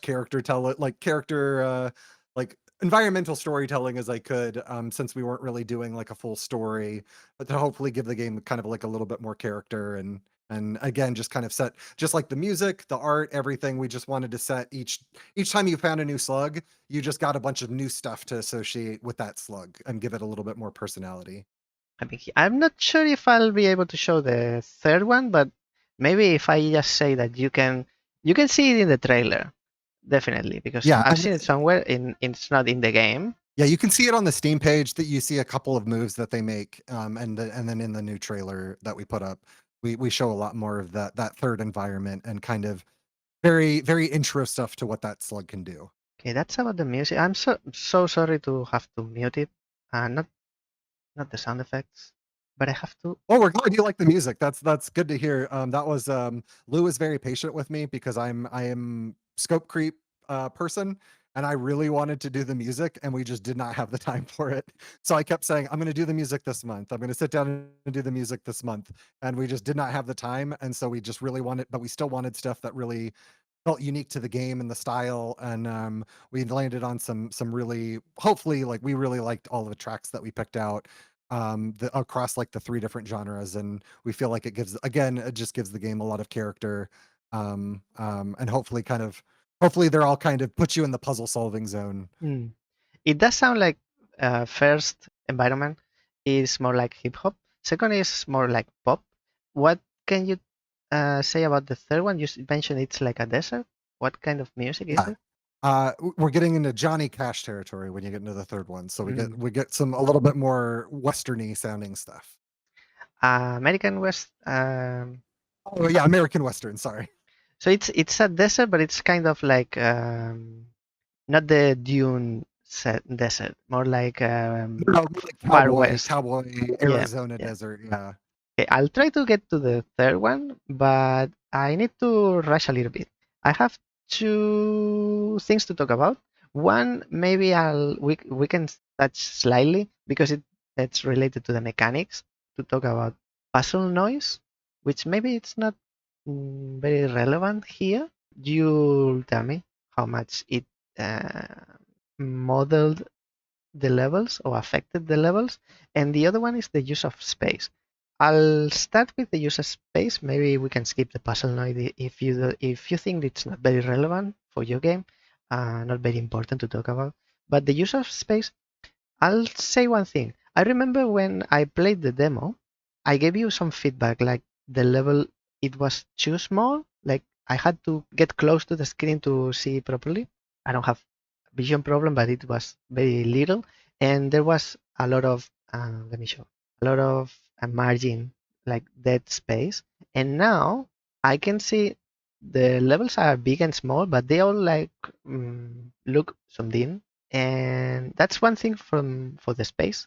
The other thing about the space is that maybe we've already mentioned as well. Like levels are not massively big and they are contained, not symmetrical. Yeah, sure. So we initially, when you were talking about the earlier demo version that you played, where things were a little small, the presentation in that demo was kind of showing things at the scale, regardless of the actual size of the level you were playing. We were showing it at the scale as if you could be playing on the max size for the level, which in this game the max size is something like 18 or 19 by 15 tiles. I forget the exact number, but we basically wanted to make sure that presentation of the game, if you were playing a max size level, you could see everything. But in your feedback and other players' feedback from playing it, it really was just a lot of wasted space. And when most of the levels in the game are not these max size kind of monstrosity levels, in fact, we don't have any levels in the game that actually could occupy the full amount of space that we support. There really was just no need to have it be so zoomed out for the common case where you're playing a smaller level anyways. So that was a very, very helpful piece of feedback that we think made the game way better than it was prior. And I forget, was there a second part to that question? How do you use space within the level? Like your game doesn't have 100 by 100 levels. They are contained. We wanted everything, like Lou said, we wanted everything, every level that you played to fit on the screen. We didn't want any scrolling. Like basically, you have perfect information on the level, and then we wanted them to look fun, but we didn't want a whole lot of noise in the levels. So like we had initially thought about like, oh, can we add all of these like animated deco pieces and all of this stuff, decoration pieces and everything, and it just kind of kept coming back to like, we want everything to be as visually easy to read as possible. Like walls, these are walls do this thing. These are mushrooms, their tiles are a little bit lighter. These are the spots that you need to go to. These are gaps, they're always going to be the darkest colored tiles in the game. And just make it hopefully visually appealing, like with the kind of abstract backgrounds and everything. But we didn't want to detract from the puzzle solving part of it. We didn't want to throw like just visual red herrings at you that were just too much to process. So that was the only other thing I could think about how we just tried to design levels, is just we wanted them to be very visually easy to read. And I think from a mechanics point of view, it's really interesting too, because the space of a level, assuming the level is designed as tightly as we intend it to be, the space is kind of a critical ingredient for that level being, hopefully a good level. Because the smaller the space, like if you can work the same idea into a level that is smaller than a bigger level and have that smaller level still be challenging, 9 times out of 10, at least in our experience so far, that's better. That's better than going bigger. Totally agree. Okay, and my last for this section with the game, talking about the game, it's that you said you are colorblind, and Oh yeah. tying that with what accessibility options have you implemented in the game, or there will be implemented in the final game, to make the game not easier but more accessible, which is not the same. Yeah, so currently we don't have kind of any plans for that beyond what we have. We're definitely like based on feedback, can try and accommodate things as best as we can. Hopefully, me being colorblind, I mean, I picked out all the colors and tried to differentiate everything in the level by multiple things like shapes, different slug shapes profiles, you have the different HUD icons, and then the levels are pretty stripped back. So like you can recognize like all the tiles that are slimed versus not slimed. So my hope is that for anyone, because I have that problem all of the time when I'm playing games. Like of like games that don't have colorblind modes. So my hope is that because I have it, everything's kind of visually parsable from that standpoint. Jagriv actually in the chat says, I can stick around. Actually, there's the guest question. Guest question comes from Jagriv. So he has two questions for you. Oh, okay. I can stick around, but I have a question for later. Have there been issues with levels being too small? In some games, I've found that constraining space can make it quite annoying to move around in a way that the focus is the level. I think interesting question, and we are talking about this. Maybe I think it's better to answer now than later. That's kind of Yeah, for not sure. related. Lou, do you want to go? You want me to try and tackle it? Go for it. Yeah. Yeah. So kind of piggybacking on what Lou said earlier, we do have, especially later in this segment, we have some pretty large levels, and those have a very specific goal. Like we both mentioned, Steven Sausage Roll as a big influence. Like Steven Sausage Roll, without spoiling too much, has a level fairly early on that is so much bigger in scope than anything you've seen before, and it is very much like it's initially shocking, but you kind of have the confidence of like, I can do it, I can figure it out, like I can do this. And so we have some of that stuff, like I think if you click this one, this is one of our bigger levels, specifically on the 3 slug, but they never break one screen. And specifically, like once we found that we integrated the 3rd slug, there was so much variability in what those 3 slugs could do together, that, like Lou said, we had big levels and they almost always got smaller to do the same thing, and that always made them better because the levels are important, the level shapes are important. We don't want any fluff to kind of like mislead you in the direction you're going, but the key thing is on how those 3 slugs are interacting, and kind of the closer they are together for the most part, the more the focus is on them as the characters, on they can do these things. This counting the spaces that you have to do sometimes becomes not as tedious. Like even this level is broken up into like you can see clear segments by what walls you're going to. So even in the bigger levels, we thought about them as a series of small connected problems. So yeah, the small levels were never a problem for us, specifically because especially once we got to like those 3 slugs and just like the mechanics that we were experimenting with, the smallerish puzzles always felt more satisfying to solve because they were just much more directly engaging with the mechanics we wanted to show the players. And a piece of trivia on this specific level here too, like this is one of the larger levels in the game, but even this level was shrunk a little bit. Yeah. I think this was the last one in the demo that I played. It was initially bigger. Yeah, it was, I think, a couple rows bigger. But yeah, this is definitely one of those like final exam levels we were talking about, where it's like we asked you to do a lot of these separate mechanics, but like your management of your movement resources, how the slugs combine together, how one slug can kind of help another one out in different ways. Like these are like the exam levels where it's like you got to do all of it. You gotta think of the best combination to do all of that stuff. And something else real quick to add to the space, the sizing of levels too. Like as we see in this level, there's 3 separate slime pickups, like slime puddles. And what's interesting about that is, if you have a bigger level, you can kind of squeeze the slime puddles in, but we've learned that it depends on the level, but it's not always wise to have puddles if you don't need them. Because it can just make for potentially cheesy solutions or just unsatisfying solutions, that kind of thing. So this level being large, like, and the puddles are, hopefully the intent is the puddles are very, very important, and we don't know of any cheesy solutions to this level. You should need all 3 puddles. That's just something else that's kind of interesting. Like as the game goes on and you get to the desert, the levels are very small. Like they are pretty constrained, and we, for the most part, don't work in slime puddles because when you have 3 slugs, you have so many options and so much available to you in terms of what you can do. I find it very interesting. With the smaller levels, do you find you have to hide the solution because it's too obvious? So we've had, I think, in very early iterations of certain levels, some noise, and kind of much like, at least through the lens of our game of uh, smaller levels generally feeling better than bigger levels. The less noise a puzzle has, the better. Like ideally, a puzzle has no noise. So yeah, that's kind of been a goal as we've gone on, and that's something that we kind of learned. I would say about halfway through the process that Yeah. we really don't want there to be any elements in a level that just kind of waste the player's time. Yeah, and I would say, like, to piggyback off of that, we don't do it a lot. We typically do it in the tutorial levels.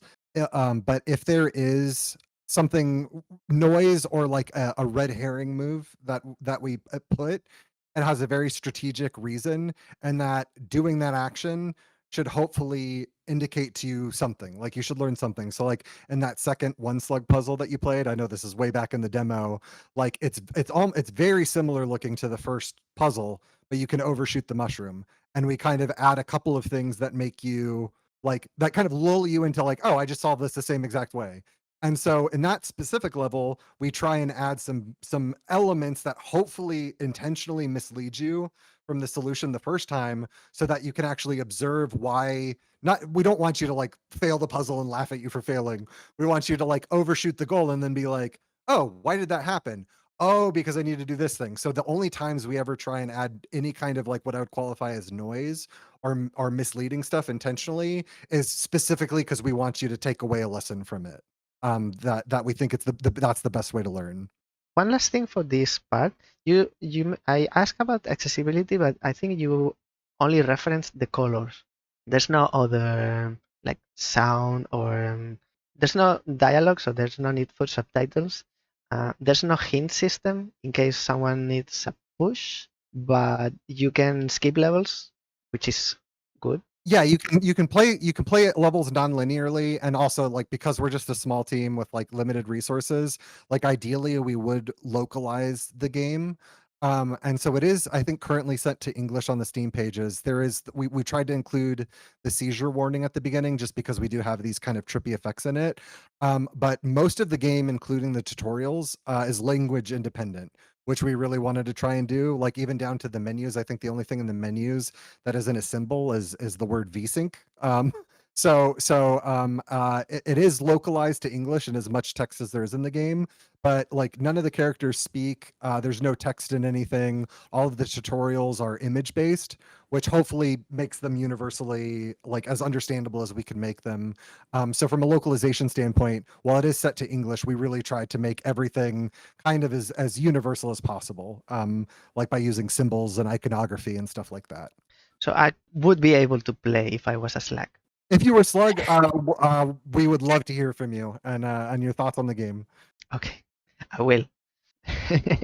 That's it for this part. I usually ask at the end of the whole interview if you want to add something, but being this the end of the game part, do you think I've missed something important that you would like to make reference? This is the third guy. Maybe just a piece of trivia that might be interesting is how the game's kind of, I guess, the game's inception, like the idea of the game. The game, like we started thinking about this game as if it would be a ice block, kind of sliding ice block game, where as you would push ice blocks around, the ice blocks would melt more and more.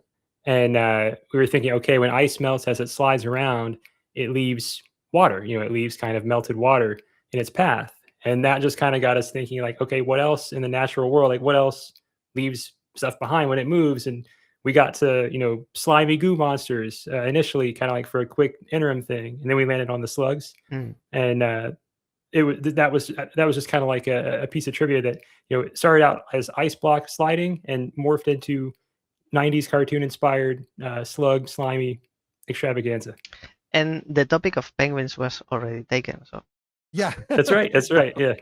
And then I cut you some slack because you were playing, but I asked you what your names for the slugs were, and I didn't hear anything. So I'm curious.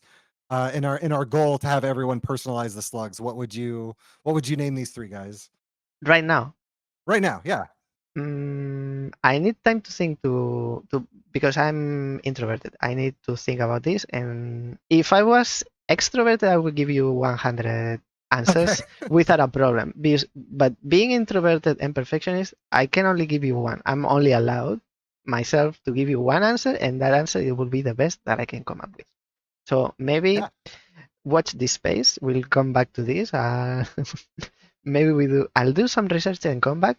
Like, for example, my second interview, I was talking with Lage and Miriam about Stick, their game, and I called the character Purpley, but it was spontaneous. It's not like me. Okay, so it has to come naturally. So maybe when you're playing the game, when it's released, we'll get to hear your slug names. It's like an artist. Inspiration is not on demand. It comes whenever it wants. That's the end of the game part. We are not done yet.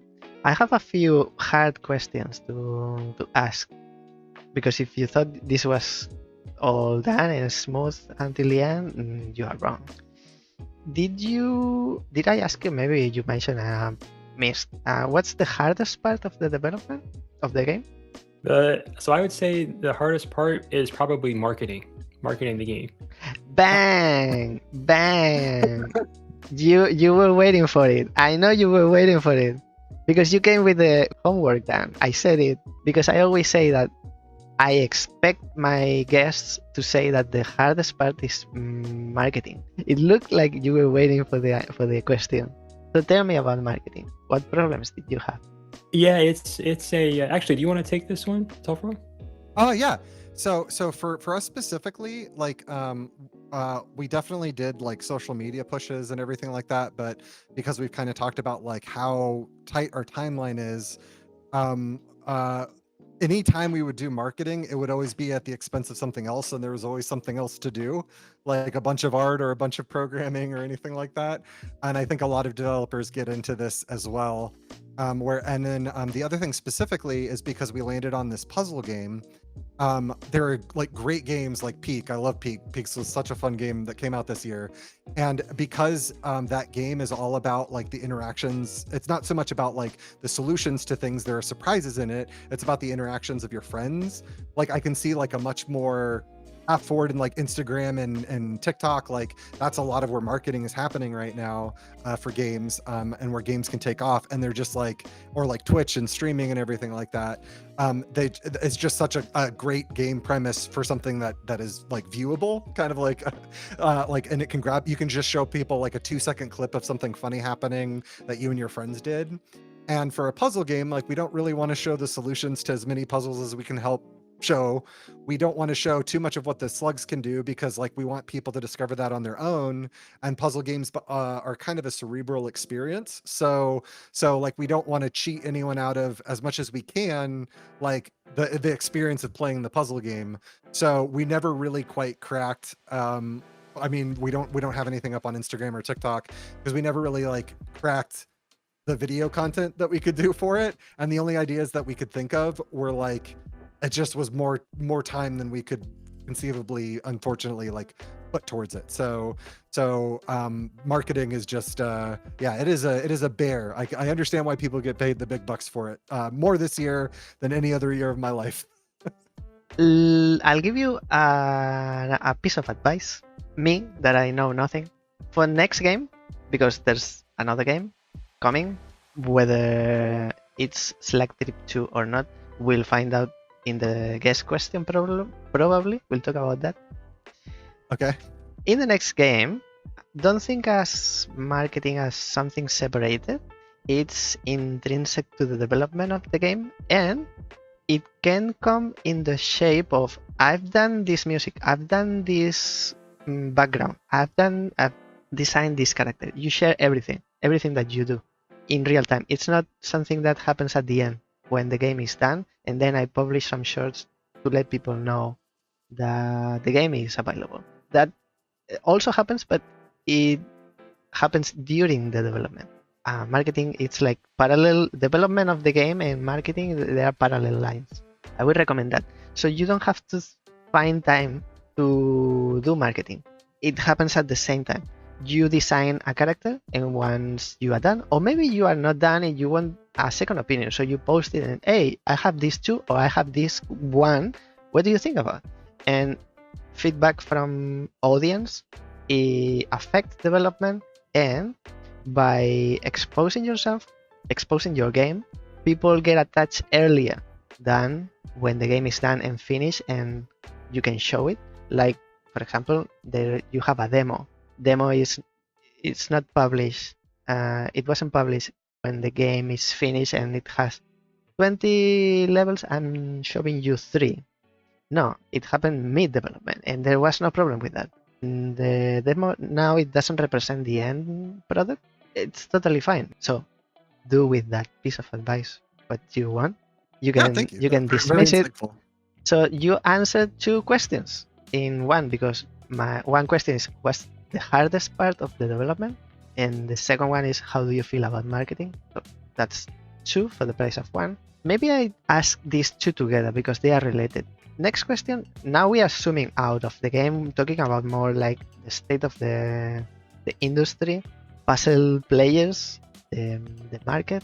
So these sort of questions. I would like to ask, while you were developing the game, were you thinking of a selling point, like, I'm making this game, but when it comes to the shop, it will stand out from the pack because of this? And maybe it's related, I don't know, maybe it's separate questions. It can be 2 questions, different questions. Who is this game for? So if you have to recommend your game, I understand that you would say, I want everyone to play, but who is the game specifically designed? It can be 2 or it can be 1, you decide. Okay. I can take that one again too, Luke, in but if you short- have something you wanna- In short, what makes it unique, or what's the selling point? And second, who is this game for? Yeah, go for it. I can add anything after. Yeah, so I would say the unique selling points of this game are like it's playing with mechanics that we've seen before, but specifically we tried to keep everything character oriented in a way that I haven't seen too many puzzlers do, with like the asymmetry between the 3 characters and how the problem solving that you do all is always feels related, and it's kind of like this pathfinding maze kind of puzzle, but that grows significantly each time a new character is added. We want to have really difficult puzzles, but we really wanted a difficulty curve that was maybe more generous than puzzle games we've seen in the past. So as an answer to like, who's this game for, my hope is that it's kind of obviously towards puzzle gamers, but also people who like the idea of puzzles but don't necessarily want to like haven't dipped into video games because they're too hardcore. Like, we've heard playtesters, one of the best feedback I got from one of the playtesters was like, I play this game while I'm working and I just keep the window open and I treat it like the Wordle, or I treat it like something like that. Like, I'll try a couple moves, it won't work, I'll do a little assignment, I'll like work on my job a little bit, and then I'll move back to it, and I just kind of let the puzzles do. And that was like so cool to me, because I was like, I wouldn't have thought to play a puzzle game that way, but you're kind of treating it as this kind of like again, like a more casual experience, and you're still getting a lot out of it, but you're kind of like letting your brain, you're not stressing yourself out, you're dipping in and out. So I would hope that we've done a little extra work in making this game maybe more accessible to people who are not used to extreme puzzle games, and then rewarding you with confidence when you get to those levels that you are smart enough to solve them, and you can tackle them with you and your slug buddies can tackle any problem. Someone needs to talk about something that I think about sometimes, and it's that puzzle games looks, when general public or mainstream environment, they think puzzle game is for intelligent people, and it's a misconception. It feels like many people don't play puzzle video games because before they try, they feel they won't enjoy, and actually I feel it's the opposite, or at least it's the opposite in when it comes to a good game. And I saw that in level 2 today. If you can teach me without telling me, you are making me able. I am improving as a player. I knew nothing of the game, and now I can do things that I didn't know before. Now I know more. I have a bit of insight. You told me with your level design. Mainstream players, general public, they don't know this. Someone needs to talk about this. Someone needs to tell them you can and you will enjoy for sure puzzle games. Not everything. Yeah, anyone who plays our game, we can't be with you in person, but know that we are there in spirit, cheering you on, saying you can do it. you can solve everything. So yeah, it's great to hear you got that from the second puzzle.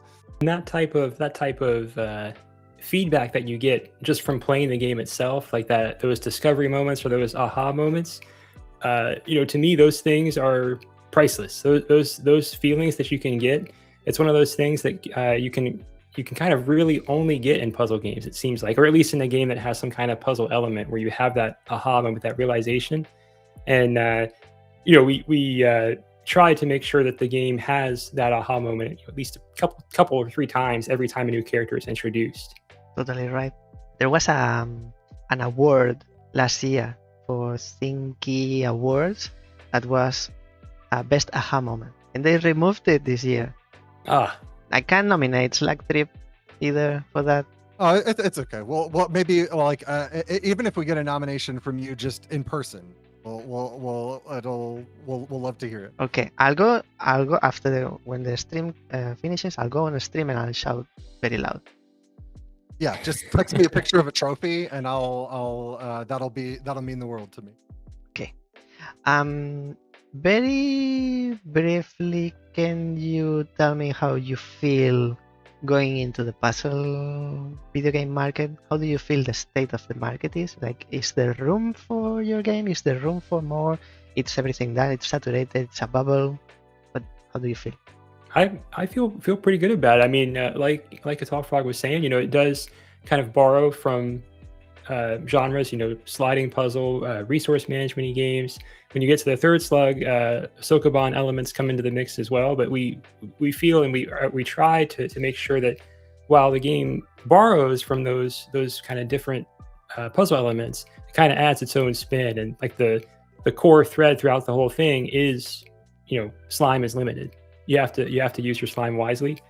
And we hope that the combination of that kind of common through line through the blending of these mechanics and the fact that there's these different mechanics, and when each slug comes in, almost like the genre of the game changes a little bit. We hope that players find that exciting.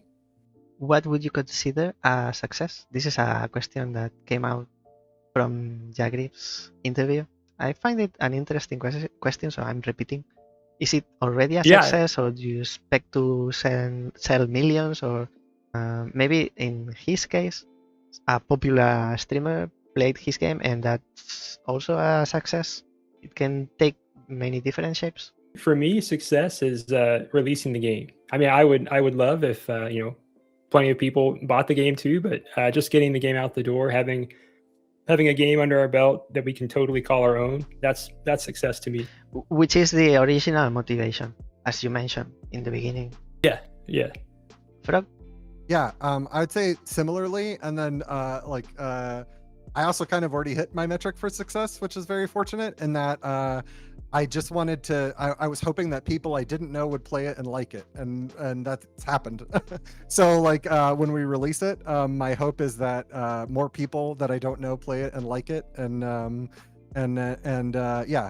like Lou said, it's just when the game releases, it is so hard to make anything of any scale and try and have it feel cohesive and like true to yourself and something that you can be proud of. And so the fact, if the game releases, obviously I would love it for it to do very well, but just the fact that we worked together, it was just insanely fun year making it, and we kind of made a game that we're both this is very much our jam. We've talked multiple times, if we did not make this game and this came out, we would vibe with it. We would be the first customers. We would be wishlisting it, and that's really all I can hope for. Is it's so hard to make anything. So the fact that we have something coming out that we're proud of is that's success enough for me. It's like giving birth. It's painful, but it's satisfying at the same time. Not that any of us. I can't speak from experience, but yeah. Not that any of us three can tell by experience, but I've witnessed it at least. I don't have any more questions, just one question, but it's same or similar to what Gubertron asked a few minutes before in the chat, which is what's beyond Slugtrip? He was asking if there's any plans post-launch for DLC or something, but we can make the same. you can talk about the future. What's what's beyond for Slugtrip specifically, and what's beyond release for you too? Yeah, so beyond release for Slugtrip specifically, I think the first and foremost is kind of like getting a pulse or a sense of things from the people that play it. See how things are doing. Of course, like if there are any bugs, trying to get those patched up and fixed. Uh, I think for like DLC potential for Slugtrip, that's just kind of remains to be seen. I think the reality of the situation, we kind of need to make sure our financial runways are kind of on track and everything. So maybe in the immediate term, DLC is not a possibility, but who knows? You never know what could happen in the future. So that's for Slugtrip, and for you? Yeah, so longer term, I mean, the goal is to keep making games with atallfrog, as best we can. We may have to work in, odd jobs here and there in between, but I personally would love to just keep cranking on games. Even if it's a total failure, like at a marketing level, it doesn't sell. It sells 0 copies. Imagine you would still make another game. Yeah, Absolutely. Yeah, I would love to. You might not see one from us for a little bit while we get other stuff sorted, but yeah, the goal is very much to make another one. And we have a Dropbox document of all the weird ideas that we're talking about, and any one of them I would be happy to start making. So yeah, it all kind of depends on how this game does, but the intent is to make one at some point, sooner rather than later if we can swing it. But yeah, things are a little bit up in the air, but yeah, we would love to make more stuff. Remember, it has to be a puzzle game. We have a couple puzzle games, but I think a lot of them are different. So we'll keep that in mind, though. Action game, Dark Souls style roguelike. There are too many. You just talk about what makes your game unique. It's you already have the base, the stage set for doing unique things in the puzzle environment. There is one very last question, which is the guest question. You know how it works, but viewers might not. This guest question, it works like this. My previous guest left behind a question for my future interviewee, which is Iceblinked, Lou and atallfrog. And I will give them the opportunity to ask a question for my future interviewee, which we don't know who it will be. So, because you knew the mechanics of this guest question, I think I can ask the question from Jagriff from the previous interview and straight go to the question you are leaving behind for my next interview. And so I will tell them about you and your game. Same way I talk about everyone that's come through this channel. I talk about Jeremy, who was before in the chat, who has just released Puzzle Depot, Puzzle Game of the Year. I just said that. I talk about Miriam and Lage, who released Stick, and Lage is developing a chess game right now at the moment. He's at home developing. And Jagriff was the previous guest who has released Gentoo Rescue, also Puzzle Game of the Year. There are 2 this year. I have that power. Geoff Keighley can only name 1 game of the year. I can do 2. His question from Jagriff, it's a long question. It's more like a situation, and what would you do? The question is, what would you do in this situation? So Okay. imagine you are developing 2 games. Your dream game and another game that upon release turns out to be successful. What would you prioritize next? Doing a sequel to this successful game, even though it's not what your option 1, or doing your option 1, which is your dream game? It's the game that you would like to play. I'm doing this game because this is what I would go to the shop and buy, insta buy, and I would play it and I would love it.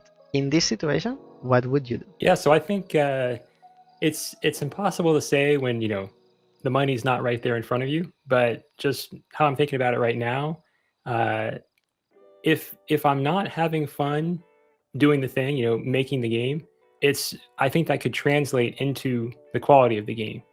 So my vote would be to go with the game idea that I'm passionate about.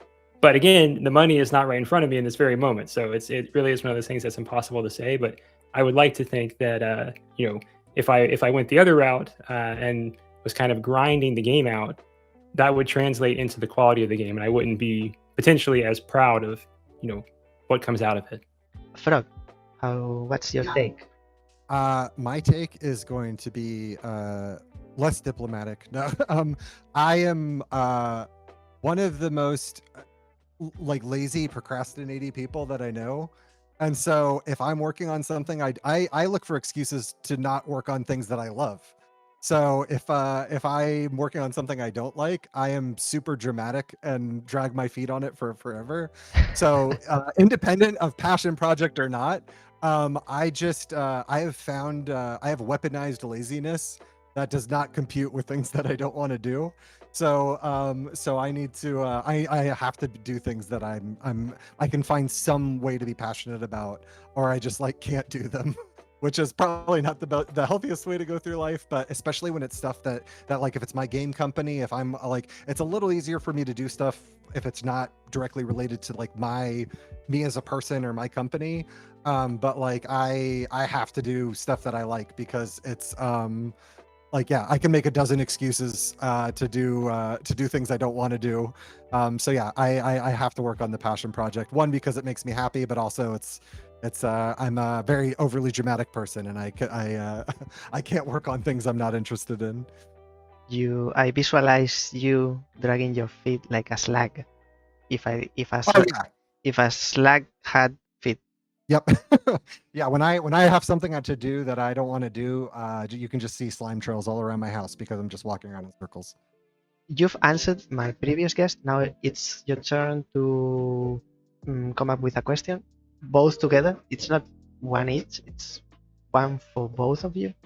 So, and piggybacking off of me talking about being a procrastinator, I watched the previous interview. I knew this was coming, and I don't have a response yet. so it's good that we have a little bit of time. I didn't see you talking between the two of you. So oh yeah, it was already.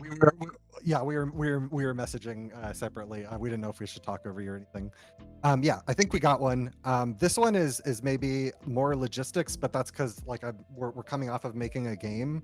I'm really interested to kind of hear about how other indie developers solve certain problems. And so for me, this is kind of, I know it is context switching, but it's basically multitasking. I have a very difficult time because when you're an indie developer, wearing different hats and having to alternate it, not necessarily on a timeline you want, right? Because it's you got to do the marketing, you got to do the art, you got to do the design. And it takes a lot of time for me to get in the headspace of the new thing I need to do. So my question to someone else would be what's your style of kind of multitasking as efficiently as possible as an indie developer, and what kind of tricks and tools have worked for you in kind of balancing those hats as well as you can? Is that a question or a call for rescuing? It can't be. It can be both, right? A call for help. Both, yeah. So the question is, how do you manage multitasking? I will ask this question to my future guests. Let's see what they say. Finally, the release date is on the 22nd of December this month in the US. It will be 23rd in Australia and somewhere in between if you are in the middle, in somewhere in the rest of the world. Thank you. I had a lot of fun doing the interview. I always say the same. It would stay here 3 more hours, but it's not viable. I need to stop at some point. Nothing else. I wish you good luck and all the best. Everybody knows where to find you, where to find your game, and how hard it took to make. I can say goodbye to you now. Bye. I'm the only one who farewells people on the stream waving his hand. Also, I forgot to mention that you now belong to a very exclusive group of people that I wave hello or goodbye when I cross them on the street. Thank you. Thank you so much. Take care. Bye-bye. Bye-bye. Well, as I said, always have a great time talking about development of games. And one thing, it comes a satisfaction from playing a game, but it's a different level from learning how the game was made, and it's completely different. I thank Iceblinked for their insight today. In 2026, there'll be more and hopefully better. I can't assure you that it'll be better than 2025, but definitely there'll be more content the same way, similar interviews, demo gameplays, reviews, but reviews are not on YouTube, are on other platforms. To everyone else watching the stream live or as a bot, thank you for watching, thank you for sharing your time with me, and I hope to see you next time. Until then, bye bye now, and play Slugtrip. Bye bye now.